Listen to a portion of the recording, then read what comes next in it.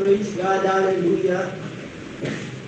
Abang banal, minsan pa, Panginoon, kami lumalapit sa iyong banal na trono, Panginoon, O God, nagpapakumbabang puso, Panginoon, at humingi ng kapatawaran sa aming mga kasalanan, O God. Minsan pa, Panginoon, O God, dinadalahin pa rin po namin, Panginoon. Ang mga nabanggit sa una, Panginoon, dinadalahin pa rin ang katagumpayan, Panginoon, O God. Tulungan niyo pa rin po, Panginoon, O God, mga healing request, Panginoon. Ang pagpipiling pa rin po, Panginoon, O God, sa mga kapatiran namin, na may mga karamdaman, Panginoon, O God. Pahilan sila ng banal na tubig, Panginoon. Tulungan niyo pa rin sila, Panginoon, O God. Maging ang iyong gawain, Panginoon, sa gabing ito, Panginoon, dinadalahin pa rin po namin, Panginoon. Ang pagsama mo ng banal na Espiritu, Panginoon, O God. Maging sa mga banal na salita mo na aming pag-aaralan, Panginoon. Maging bukas sa aming isipan ng puso, Panginoon, O God. Maging sa mga oras, Panginoon, dinadalahin pa rin po namin, Panginoon, ang pagsama mo ng banal na Espiritu, Panginoon, O God. Itong aming samot na lang, Panginoon, sa pangalan ni Jesus. Amen. Amen.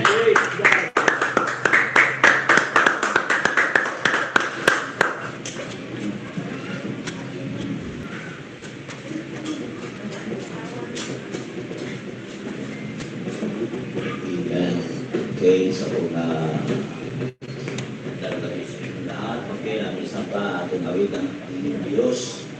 Amen. The sign for the hub is now.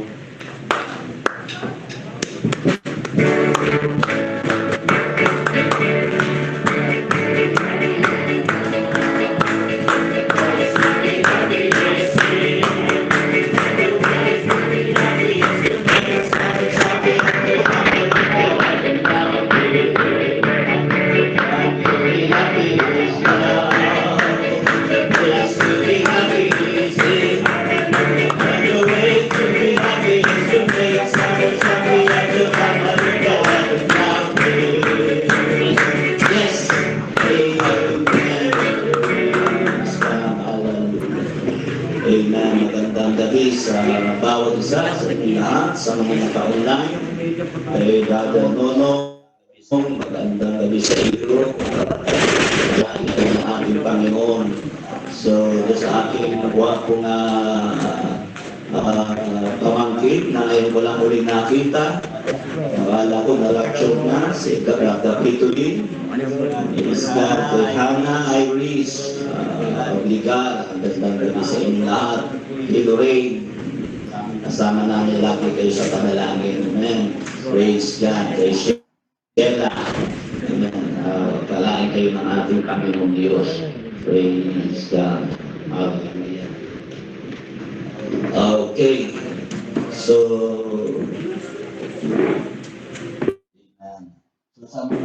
amen. So, sa mga ilang natin ilang natin mga karagdag na sa announcement. So bukas na yung ating jubilee sa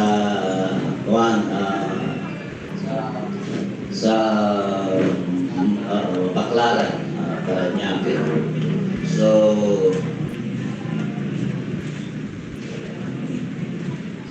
mamaya na siguro natin pag-anuan dahil pag-usapan kung anong panapin. Kasi depende kasi kung malaki na pamasko.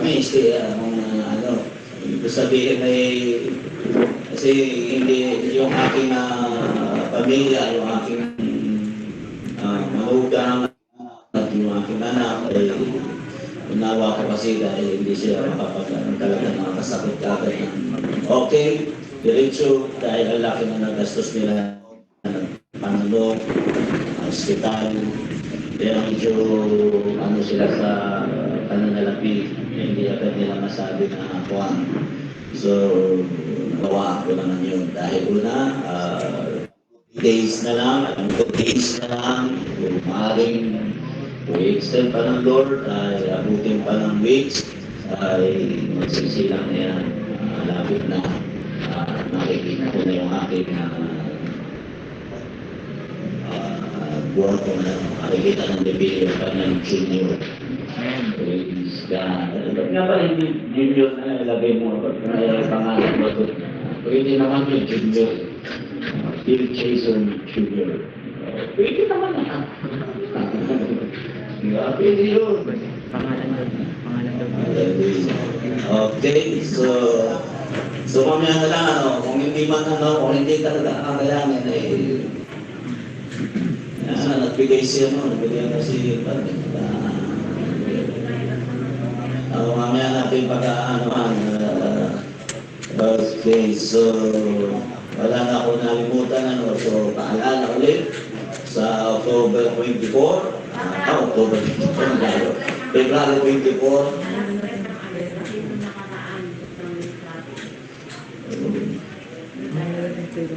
so, tingnan natin kung ano natin.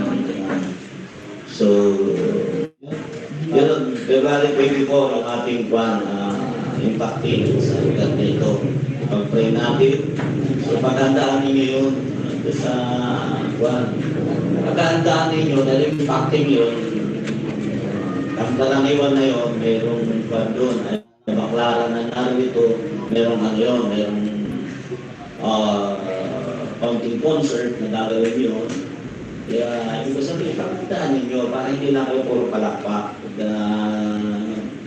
Hindi kayo puro palakpak na kayo sa ating Justin Bieber na baklaran. Ibig sabihin, magkaroon din kayo ng bahagi man lang, kahit wala mang makakanta man lang kayo ng kahit man lang bahay kubo. Bahay kubo, kahit munti. Yun ang ibig sabihin, mag-practice kayo. Mag-practice kayo ng tuwa para mayroon man lang kayong hindi nga sabi ko sa inyo, maglaan kayo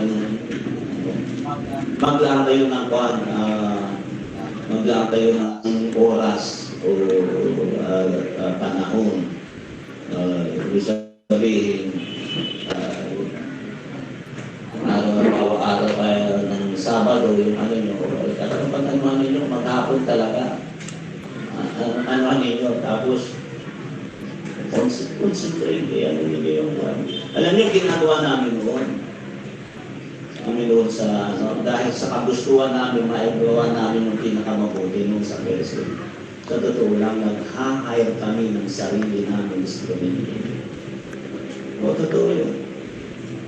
Dahil, kasi sa Quezon, ina-hire yun, mga amplifier, gitara, at saka amplifier. Ina-hire kami para doon sa bahay, nakakapag-practice ka. Hanggang sa talagang, yun talaga, lalagay mo yung puso mo talaga. Pero kung wala sa puso mo,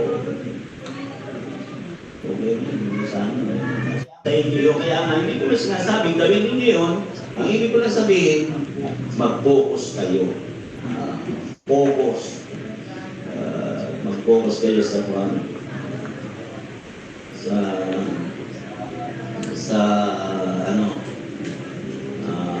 sa ministry ninyo, sa inyong nasa inyo yun. Kung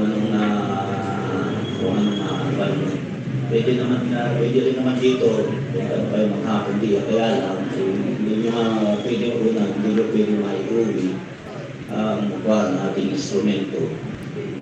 Pero kung gusto nga nyo, yun ang suggestion ko lang sa inyo. Pero kung tutusin nila, kahit naman hindi na kahit hindi naman matalabas at magkuhan lang kayo.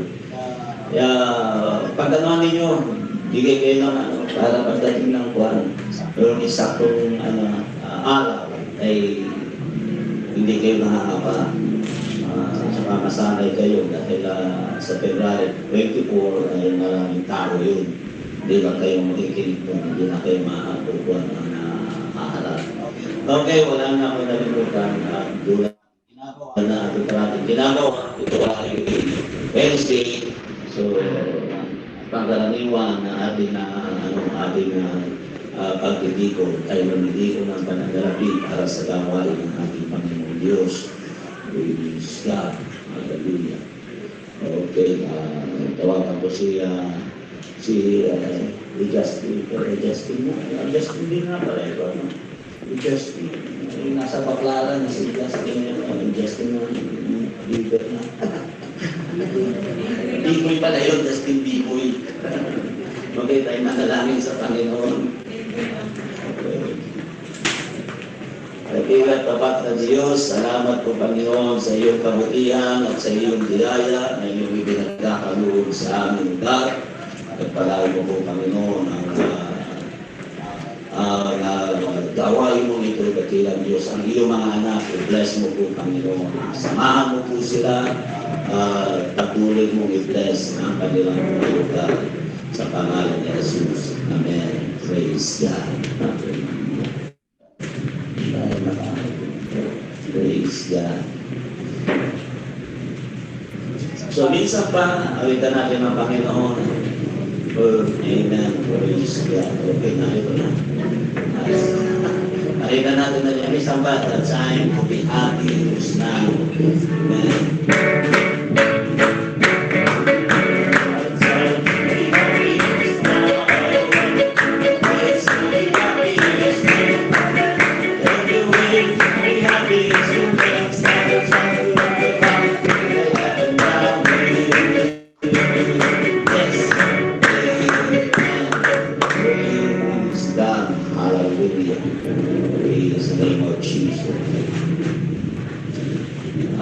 Tara, kumain tayo sa salita ng ating Panginoong Diyos.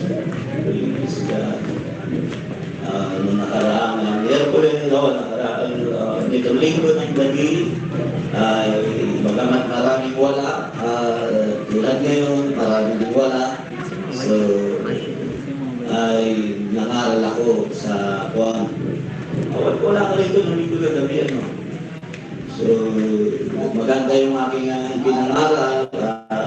Pasensya na lang doon sa mga yung iba natin naka-online, hindi natin hayano sa online. Kasi wala din ko yung mag-asawa ng oras na yun, parang nagpupuan na mag-asikaso. Pero magandang tinalakay natin o medyo mahaba lang, maabot yata na isaktong isang oras yung sermon ko. Binigyan ko ng pansin doon, tinalakay ko at aking binigyan ng pansin. Yung pangangaral ko yun,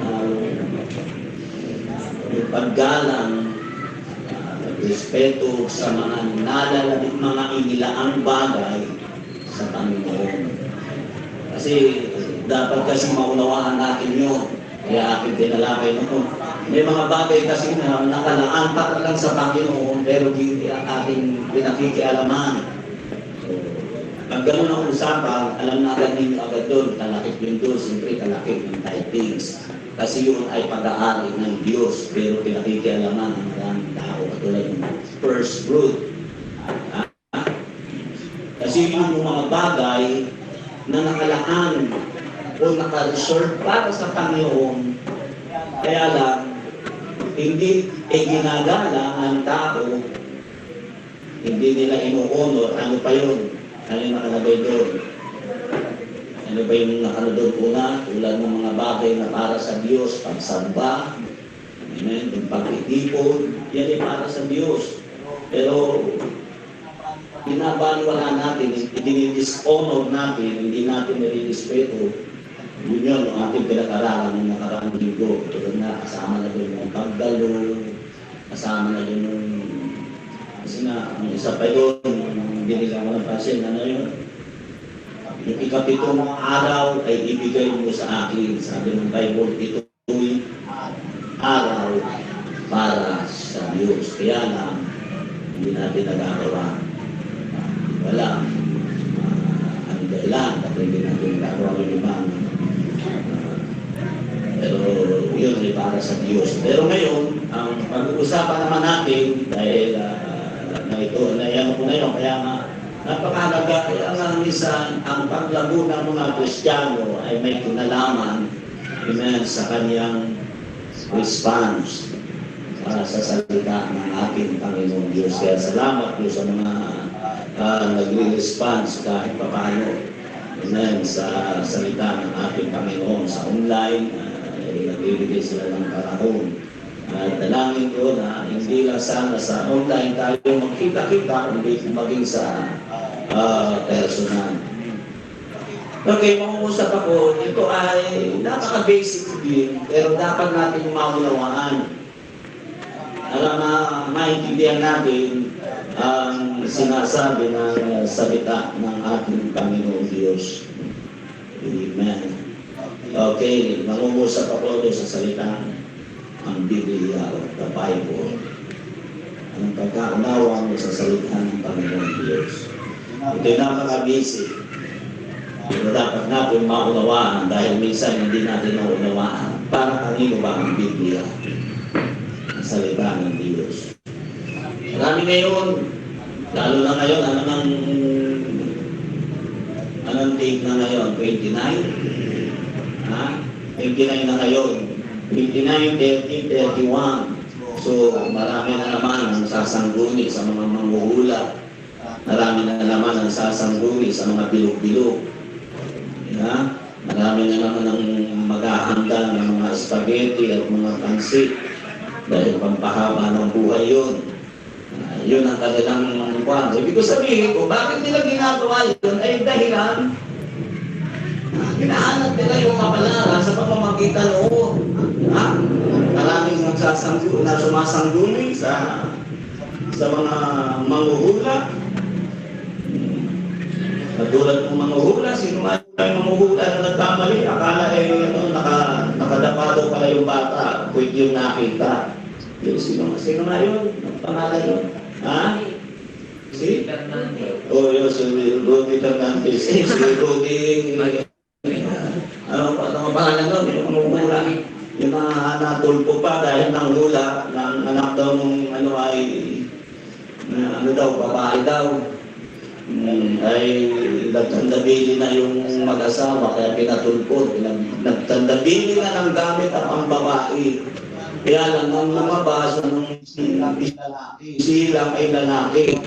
So kinumpronta yung si Rudy, yung mahiling maghula na may mga magagalito na dilubyo, meron na ulit sa kinulaan, mag-ingat daw yung mga aspirant natin for president kasi meron daw mamamatay.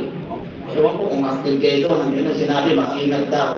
Yung tuloy yun, yun ang sabi yung Rudy, na may mamamatay daw ng politician ngayon. Kaya mag-ingat daw. Yun nga, natulpo siya kasi nga, nagmula siya nang ilalabas ng mag-asawa, isang mag-asawa nga, na kanyang asawang babae, ay mga anak ng babae, pero nanganak ng lalaki. Si Pensa naman niya, kay Tulpo, hindi daw niya nakita ng malinaw kasi nakadapa daw pala yung bata na nakita ay puwit.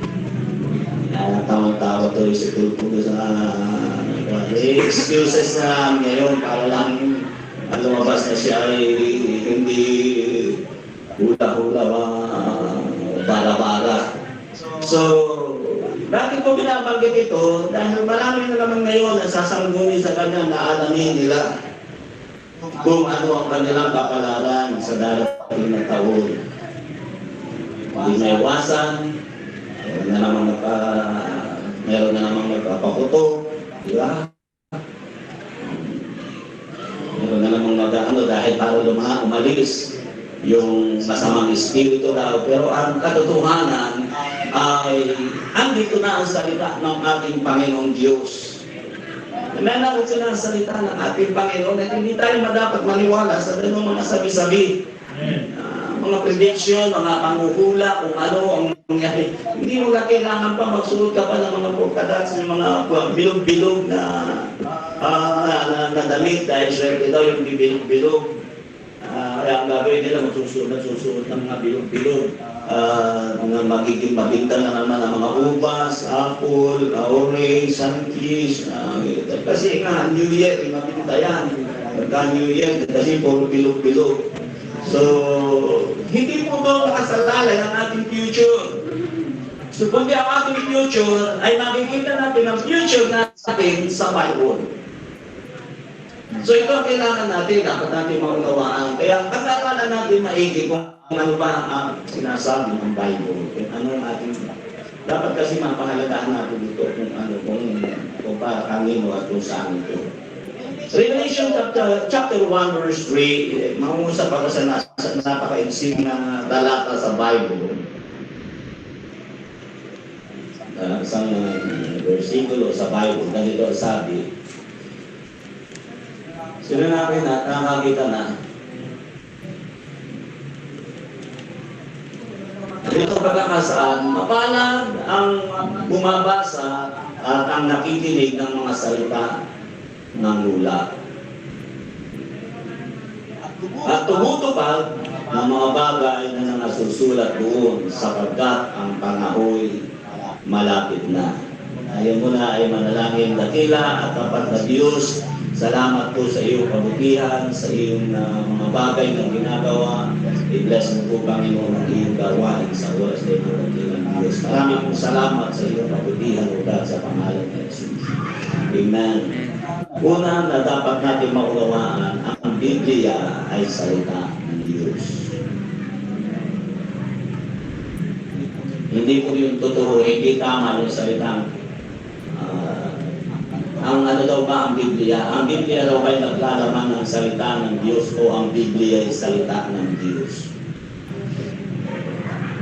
Kasi ang isa may mga kapatid kayo na kapag kung tayo mag-share ng Word of God, may nagsasabi na ano ba raw ang Bible? Ito ba raw ay salita ng Diyos o naglalaman ng salita ng Diyos? Kasi sabi ng ilan, kung yan ay salita talaga salita ng Diyos, bakit mayroon dyan salita si Satanas?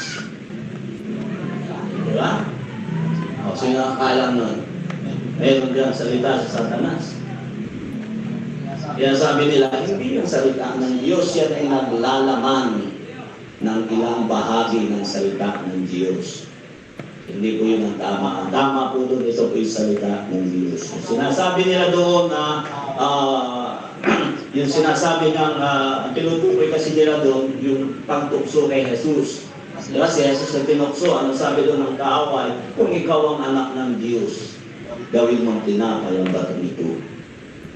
Yun yung sinabi niya. So, salita daw ni Satanas yun. Ano daw, salita daw ba ng Diyos yun? At ibibigyan ng pansin. Salita pa rin ng Diyos yun. Alam mo, doon nakasulat dito sa Bible. Alam mo bakit?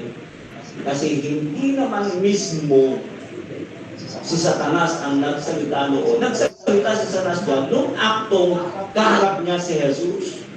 Pero ngayon, hindi siya mismo ang nagsalita ro, kundi ang salita ng Diyos ang nagpukwento kung anong sinabi ni Satanas sa oras na yaon ng siya kaharap ni Jesus. Ang ano yung ibig ko sabihin? Narrator na yun eh. Itinuro niya kay Mateo yung pangyayari dahil wala pa rin si Mateo. So, ang nagsaysay ay salita siya ang Diyos, ang banal na Espiritu ang nagsalita at nagpaunawa kay Mateo, kaya naisulat niya. Kaya, hindi na mismo si Satanas ang verbal na nagsalita noon, kundi ang Holy Spirit na ang nagdikta noon sa kay Mateo kung bakit niya naisulat. So, naman yung may ibig ko sabihin, kaya hindi yung lihitin mong salita ni Satanas, kundi sinalita niya yung mga nakaraang tinukso niya si Jesus. Pagkatapos nun, ano pa yung mga sinalita ng Diablo? Yung salita na talaga ng Panginoon na, ano sabi nun, kung ikaw ang anak ng Diyos, magpatihulog ka sa magdan. Ang sabi ng Satanas ng kasulatan, iingatan ng Diyos ang iyong mga paa. Sa nakalagay yun, sa aklat ng awit yun nakalagay. O kinukot na lamang ng kaaway ni Satanas. Kaya ang salita ng Diyos, ito po'y salita ng Diyos. Purong salita ng Panginoon. Lahat na nakalagay dito, amen, ay salita ng ating Panginoon. Kaya kung ating bibigyan ng pansin ang ating kapalaran, narito. Ito ang pag-asa natin. Kung ating bibigyan ng pansin, pansinin natin, o basahin ko ulit sa wikang English. Blessed is he that readeth, and they that hear the words of his prophecy, and keep those things which are written therein, for the time is at hand. Ano sabi ko? Mapalad daw ang bumabasa. Kaya, hindi mo na dapat kung kanino ka po. Hindi na kailangan kung kanino ka magpahula. Hindi na kailangan bumili ka ng mga binog-binog na kung ano sasabihin mo pampabuenas. Ito na nga, andito ng kapalaran natin. Ito ang sinasabi ng salita ng Panginoon. Amen. Ang inakikita dito ng ating Panginoon, pagtiwalaan mo ito. Yun ang ibig sabihin ko na salita ng ating Panginoon na kung ito iyong pagtitiwalaan, amen, ikaw ay nasa mabuting kapalaran. Yung salita na ito, kung iimayin mo ito, yung Revelation chapter 1 verse 3, kung iyong iimayin yan, makikita mo diyan ang tatlong katotohanan. Ano ang itinuturo? Una, pag-utos o encouragement na ito ay iyong pagtiwalaan. Kaya ibig sabihin, sabi doon, makalat ang bumabasa, yun ang sabi nito. Ibig sabihin, kung pagtitiwalaan mo ito, andito ang iyong future. Nakuha nyo? Pangalawa, andito ang iyong kapalaran, ang iyong future kung ito'y iyong pakikinggan. Ha? Pagtitiwalaan mo ito, pakikinggan. At ang pangatlo na pinapakita rito ay kung iyo itong tutuparin. Andito ang iyong kapalaran. So, yan ang Bible. Kaya hindi mo kailangan papunta-kanino para pumunta, kung kanino ka sumangkuni, kung anong dapat mong gawin, kung anong dapat mong ihanda, kung anong... Ito yun, andito na ang future mo. Kung ito'y pagtitiwalaan mo na buong buhay mo, hindi ka dapat matakot sa darating na taon na kapalit kung ano mangyayari doon. Sa taon na yun, kung narito ang iyong pagtitiwala, kung pakikinggan mo ito, pero kung hindi mo ito pakikinggan, dapat nang matakot ka. Dahil wala kang kapalaran, maliban pagtiwalaan mo ang salita ng Diyos. Yan ang pinapakita ng ating text na ating pinag-aaralan. So, maasa ako na makukuha niyo yung katotohanan na susundan ninyo. Ang katotohanan, ang Bible, dapat natin ito intindihin at maunawaan. Kasi marami mga tao ang hindi nakakaunawa nito. Dapat yung maunawaan ang Bible. Sa mga naka-online, ang Bible ay talaan ng karanasan ng mga tao ng buhay. Hindi pa kaya. Ito po ay aklat ng karanasan ng mga taong nabuhay na naglilingkod sa Panginoon. Lahat ng nakalagay dito, mababasa mo ito, karanasan ng mga buhay, hindi ng patay. Kaya ito ay para sa buhay. Ito po ay history ng mga buhay, hindi po ng mga patay. Kaya hindi ito angkop sa patay. Kaya hindi mo ito po pwedeng gamitin para ipagpatasal ang mga namatay. Gagamitin mo ito para sa tao ng patay. Marami mo pagpalaan tayo sa pamagitan nito. No! Ito'y karanasan, ito po'y history. Matandang kasaysayan ng mga taong lumakad habang sila'y nabubuhay ay lumakad ng buong katapatan sa ating Panginoon. Ito ang kanilang kasaysayan. Dito mo mababasa. Sino-sino yon? Si Abel. Sino pa? Si Enoch. Si Matusalem. Pansinin ninyo. Si Enoch, nabanggit dito sa Bible, nung siya'y buhay. Pero nung siya'y ikutin na ng Panginoon, wala ka lang mababasa sa Bible na nabanggit siya. Tama ba? Silent na ang Bible. Nung siya'y mga tao. Kaya ito'y karanasan, history ng mga taong buhay na naglingkod sa Panginoon. Hindi dito pinag-uusapan yung mga patay. Walang pakialam ang Bible sa mga taong patay. ito'y history, kasaysayan, for example, si Elias.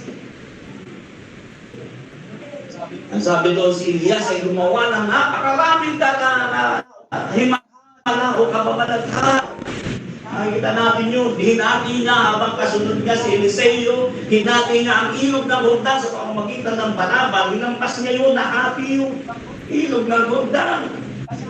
Kasama doon yung pakikipagtuligsa niya o yung pakikipag-competition niya doon sa 400 na mga, ang tawag dito, propeta ni Baal, ang Diyos-Diyosan na si Baal. At nagpababa ang Diyos sa pangoonan si Elias sa pamamagitan ng Diyos mo. Apoy mula sa langit. Kasi sayang ni, pero pansinin ninyo, nang siya'y sinundulan ng karong apoy. Sumakay siya sa karong apoy. Nakita siya ni Eliseo. Sabi daw si Eliseo, ama ko. Sabi, pansinin ninyo, nagkaroon ng tundo. Hindi na nabanggit ang buhay ni Elias. Yung 2 Kings, kasaysayan na ni Eliseo. Si Eliseo na ang gumagawa ng himala. Anong ibig kong tutuhin doon? Ang Bible ay kasaysayan ng mga buhay. Itinalakay dito, binigyan ng pansin dito ang mga gawa ni Abraham. Kung paano niya inihandog ang kanyang nag-iisang anak na si Isaac. Yan siya pinagpala ng Diyos. Pero pansinin ninyo, nang mamatay si Abraham, hindi na siya nabanggit sa Bible. Sumunod ang kanyang anak ako. Sino yung ako niya? Sino yung ako niya? Sino? Na? Sino yung ako niya na nagisikat sa Bible? Ha? Ako na makapagsalita. Si Jose. Naging gobernador ng Egypto. Pansinin natin muna nung isilang si Jose. Ang sabi roon, napakakabang kasaysayan sa Genesis. Kung ilang chapter yung kanyang kasaysayan. Mula doon sa kanyang pagbibinta sa kanya ng kanyang 12 taon, ng kanyang 10 kapatid, yung pang 11 kapatid na niya yun mismo sa nanay niya. Pero yung 10, brother niya yun. Kasi yun ay kung sino-sino ang ina. Hindi ko lang tatanungin sa inyo kung sino-sino yung ina. Yun ay yung kapatid sa kay Leia. Doon sa katulong ni Leia. Kay Raquel, yung kapatid niya mismo yun. Yung sa katulong din ni Raquel. Kasi nagkaroon ng paligsahan yung dalawa na magkakapit. Nagkapaligsahan kasi sa kanilang kapanahon ang padamihan ng anak. Pero pansinin natin, ginamit siya ng Panginoon si Jose. Ilang chapter makikita mo sa Bible ang kanyang kasaysayan. Pero pagdating nung siya'y namatay, babasbasan na niya yung kanyang apo.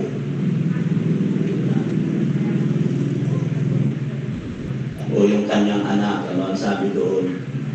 Pagkatapos nung namatay si Jose, hindi na nabanggit ang kanyang buhay sa Bible. Tama ba? Si Moises, makikita natin ang kasaysayan ni Moises sa Bible. Kung paano yung kadakilaan ng kanyang ginawa sa Bible, makikita natin kung paano niya pinangunahan ng bansang Israel. Pero pansinin natin, pag-akyat niya doon sa bundok, nagpaalam siya, dinaspasan niya sino dinaspasan niya? Si Joshua, bilang kahalili niya, pinaka-successor niya, ipinatong niya ang kanyang kamay, ipinanalangin niya, at sinabi niya, umayo kayo, at patnubalan kayo ng Diyos na iwan siya dun sa bundok. At sinabi na siya tinangisan, bagamat walang sinabi kung sa naroon ng pangkailangan. Sabi doon sa tinamisa ng Israel. Sa chapter 1 ng aklat ng Joshua, makikita natin doon ang kasaysayan na tumangis ang buong Israel sa pagkamatay. Pero hindi na nakita si Moises na namatay. Nagpaalam pa nga sa kanila pagpalain kayo ng Diyos, samahan kayo na kayo makapasok sa lupain ibibigay sa inyo ng Diyos. Hindi nakapasok si Moises sa lupain pangako. Pero pansinin natin doon natapos sa kasaysayan ni Moises. Sa muli makikita siya, nabanggit sa inyo sa aklat ng Jude, chapter 1, verse 9. Sabi dito, datapot ang Arkanghel Miguel na makipaglaban sa Diablo na nakikipagtalo tungkol sa katawan ni Moises ay hindi nang ahas gumamit laban sa kanya ng isang hapon na may pangalupusta kundi sinabi sa waling kanawa ng Panginoon. Doon nagbanggit na talagang binanggit doon ni Jude na si Moises talaga ay pinagkatawang ng anghel at ni Satanas yung bangkay ni Moises. Pero hindi binigay ng Arkanghel Miguel. Sabi rito, pero hindi nakita yung bangkay niya. Hindi po tuloy doon, wala nang hindi na nabanggit ang pangalan ni Moises. Maliban doon sa umakyat si Jesus sa bundok at nagmingas ang kanyang kasulutan, ang kanyang mukha at nakita ni Pedro na si Moises ay kausap at si Elias ay kausap ni Moises. Tangin ni Jesus. Nakuha niyo ibig sabihin? Saan ba tayo? Ano pa natin bigyan ng pansin? Ang kasaysayan ng mga alagad. Kung papaano si Pablo ay namayagpag lahat, halos ng aklat dito, isulat ng Apostol Pablo ang kanyang pakitinan sa pananampalataya. Pero nang tutulan siya ng ulo ni Emperor Nero, hindi na nabanggit ang kanyang pangalan. So ano ibig sabihin? Ang Bible ay karanasan ng mga taong buhay. Ito ang dapat natin maunawaan. Ang Bible ay talaan ng karanasan ng mga taong buhay, karanasan nila sa piling ng ating Panginoong Diyos. So, ibig sabihin, ito'y para sa buhay. Hindi ito para sa patay. Yung dapat sabihin ninyo sa hindi pa nakakakilala sa inyong mga mahal sa buhay. Nay, itay, ang Bible ay para sa iyo hanggang ikaw kami matutuhay. Gumawa ka ng kasaysayan. Huwag kang umasa na pagka ikaw ay namatay na may magagawa pa ito sa iyo. Ganon ang Biblia. Huwag kayong aasa na pag kayo'y namatay na, saklaw ka pa nito. No, nasasaklaw ka nito hanggat ikay nabubuhay. Ang Biblia ay para sa buhay, hindi para sa patay. At dito ang ating kapalaran. So sa madaling salita, ang patay ay walang kapalaran. Maliban mamatay siya na nagtitiwala dito. Ano ba yung ibig ko sabihin? Kaya huwag isipin ng sino man, lalo na doon sa mga naka-online na kapag sila'y namatay, may panibagong yugto sa kanila. Magkikipag-usap uli sa kanila ang Diyos. No, ang Diyos ay nakipag-usap, pinakita ng Bible, lahat ng kinausap ng Diyos ay mga buhay, walang patay. Kaya yun yung pagpapatunay na ang mga taong patay ay wala ng kinabukasan. Maliban kumilala siya sa Diyos bago siya namatay. So huwag kang aasa na may panibagong dimension ng buhay. May panibagong pakikipagrelasyon sa Diyos. Kaya, pag ikaw ay mamatay, panibagong antas, dimension ng pakikipag-ugnayan sa Diyos. No! Tapos na! Dahil ang salita ng Diyos, at tulad ng sinabi ko, para sa buhay. Hindi karanasan ng mga buhay. Hindi na mga patay. Wala ko dito tinala na buhay o napatay na nakasaad dito. Di ba na lamang doon sa dalawa? na binigyan ng pansin ng kaunti. Yung lalaking mayaman at yung si Lazaro. Inasa yun, paano sila naghihirap doon yung lalaking mayaman. At kung paano naman si Lazaro nasa piling ng tinatawag na Abraham Poso. Pero liban doon, wala ka na makikita kasaysayan dito ang mga patay. Ibig sabihin, ang salita ng Diyos at ang kapangyarihan ng Diyos ay hindi naaangkop sa mga patay. Ay ito sa buhay. Kaya dapat mapakinggan ito ng mga buhay, hindi ng mga patay. Andito ang kanilang kapalaran hanggang sila'y nabubuhay. Sa mga naka-online, andito ang inyong kapalaran hanggang kayo'y nabubuhay. Dito nyo makikita yun. Wala sa kabilang buhay. Ulitin ko ha, tandaan nyo. Ito'y para sa buhay, hindi para sa patay. Kaya kung mayroong lalapit sa inyo, magpapapray, isa namatay nyo ngayon. Kaya lang kayo ng oras. Kaya lang kayo ng oras. Ang Bible, ulitin ko, ay talaan ng mga tao na buhay na naglilingkod sa ating Panginoon. Hindi binigyan ng pansin kung ano mangyayari doon sa mga patay. Pangatlo, at dito ang magtatapos, ang Bible ay naglalaman ng mga pangako ng Diyos sa mga nananatiling buhay at bubuhayan. Yun ang Bible. Ang Bible, ulitin ko, ay naglalaman ng mga pangako ng Diyos sa mga nananatiling buhay at mga bubuhayin. Yun na nasasaktuan ito. Yung bubuhayin yung mga namatay na naglingkod sa Panginoon. Basahin natin ng 1 Thessalonians chapter 4, verse 15 to 18. Sapagkat ito yung sinasabi namin sa inyo sa salita ng Panginoon na tayong nangabubuhay na nanatitira hanggang sa pagkarito ng Panginoon ay hindi tayo mga uuna sa anumang paraan sa nanatutulog.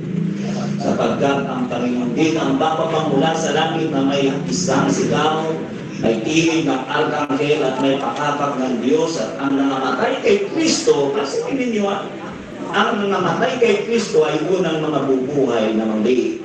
At kung magkagayon tayo na mabubuhay o na natitira ay aagawin kasama nila sa mga alapaap upang salubungin ng Panginoon sa hangin at sa ganito isa sa Panginoon tayo magpakailanman. Kaya mag-aliwang kayo sa isa't isa ng mga salitang ito. Anong binanggit? Mga namamatay kay Kristo ay bubuhayin. Ang bubuhayin lang, kasi ninyo, ang nasasakop lang ito ay yung mga may karanasan. Yung may ginawa sila habang sila'y nabubuhay. Ang bubuhayin lang, yung nagtiwala dito. Ano na? So yun ang dapat natin maunawaan. Dapat natin yung intindihin. Tinuturo ito, maasa tayo na pagdating ng panahon ay unawa na pinipilit natin purahin yung kaisipan na ang tao pag namatay may pagkakataon pa. Wala ng second chance ang tao. Sabi pagtatapos, basahin ninyo ito, ulitin ko ulit yung ating teksto. Basahin natin na mapalad ang bumabasa. Tatlo yun. At ang nakikinig ng mga salita at tumutupad ng mga bagay na nasusulat doon sa ang panahon na lapit na. Sino daw yung mapalad? Lahat ng binanggit dito ay related dito sa ating teksto ay puro buhay. Napasin ninyo, Mapalad ang bumabasa. Makakapagbasa ka pa ba kung patay na? So, yun ang pinapakita ang saklaw nito ay buhay. Mapalad ang bumabasa at nakikinig. Puro related dito, ang tinutukoy dito puro buhay. Mapalad ang bumabasa at nakikinig at tumutupad, umaaksyon ngayon ang buhay. So lahat ay buhay, walang sinabing patay. Kaya ang Bible tahasan para sa buhay. Kung mamamatay ka na hindi mo ito pinakinggan, hindi mo ito pinagtiwalaan, at hindi mo sinagawa ang mga bagay na narito, wala kang kapalaran. Ang papahamak na. Yun ay tinuturo ng salita ng Diyos. Kaya huwag kayo maniniwala doon sa salita may substitute. Di alternatibo. Wala pong alternatibo ito. Yung aking binanggit, kasi binanggit din Elda nung sa panong patay namin yan. Yung magiging regalo sa iyo, pang-aliw lang yun. Pero hindi ibig sabihin ng 100% yun. Dahil ang kaligtasan ng tao, individual. Pag sinabing individual, ikaw mismo ang gagawa. Ikaw ang magpapasya. Ginagamit lang natin yung para palakasin ng ating sarili at walang masama kung paniwalaan yun. Pero hindi ka dapat doon mag-rely. Hindi ka dapat doon. Hindi ka dapat mag-ano doon. May sariling pagpapasya sila. So wala tayong magagawa. So ang ano doon nasa kabilang buhay nila. Ang Diyos ang magpapasya. Ibibigay yun sa iyo. Mga kamamahal sa buhay, matitigas ng ulo, ibibigay sa Islam. Salamat sa Diyos kung yun ang gagawin reward sa iyo. Pero hindi 100% yun. Sa ngayon, matatawag pa lang natin yung hallucination, imagination. Hindi mo pwedeng panghawakan yun. Pwede mo gawin kaaliwan sa sarili mo para magpatuloy ka sa ikaliligtas mo. Hindi doon sa ikaliligtas mong pakain. Kasi magsisikap ka para ikaw ay maligtas. Gagawin mo yun para ikaw ay maligtas. At baka sakali na pagbigyan ka ng Diyos na dahil sa iyong paglakad, ayon sa kalooban ng Diyos, ay baka mapagbigyan ka na yung mahal mo sa buhay ay magkaroon ng pag-asa. Kahit man lang tagawalis doon sa langit, tagalinis ng CR ng langit, at least langit.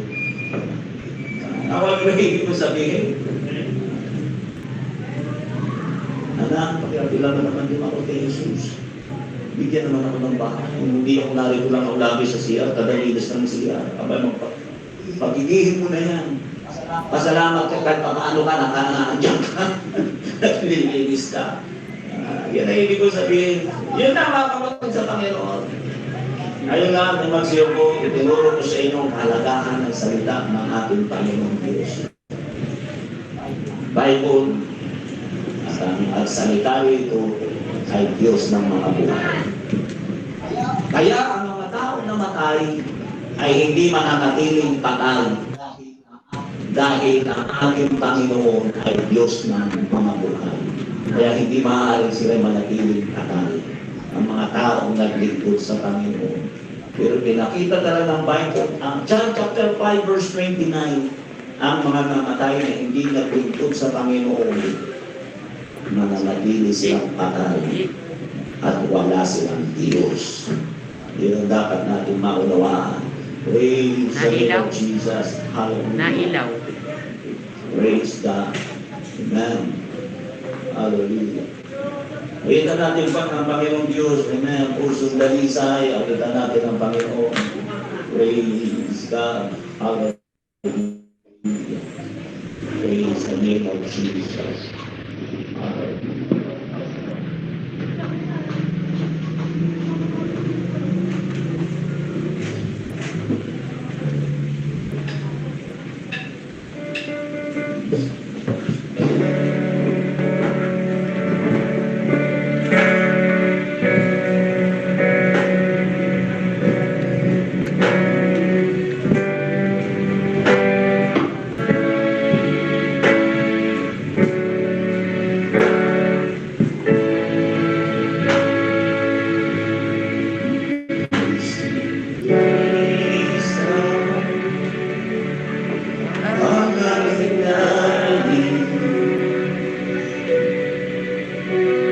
ibigay mo, Diyos, para sa amin. Yes.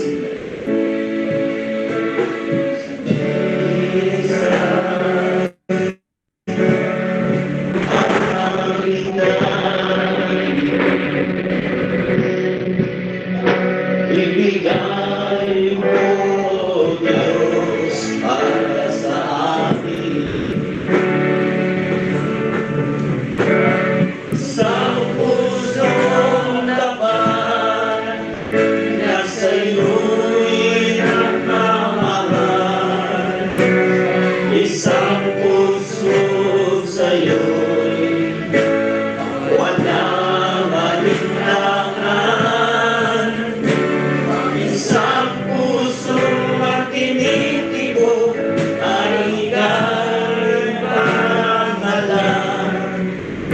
Ang dugo'y mapupuwi sa'yo lamang ibigay. Ang pangako ng Diyos, ang salita ng Diyos, ay para lamang doon sa mga bumahay. Kaya ang nasasaktan ang salita ng Diyos ay sa mga taong namatay na naglilingkod sa Panginoon ang buhay na katapat.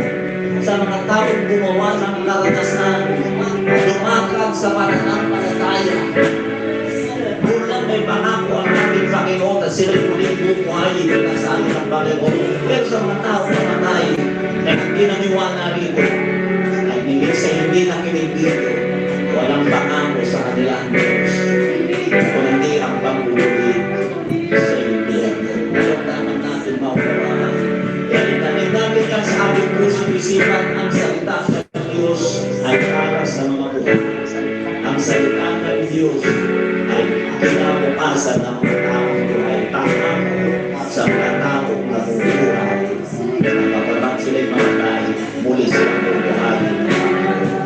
Dahil lumakad ka, magtiwala ka, hanggang hindi nabubuhay, magtiwala ka sa salita ng Diyos. Revelation 1 verse 3, mapalad ang umabasa nito, ang nakikinig at tumutupad ng mga bagay na nasusulat dito, sapagkat ang panahon ay malaki na. Mga sangalan, ito tayo makipag-usap sa ating Panginoon, Diyos sila, Lord, your God, hallelujah. In the name of Jesus.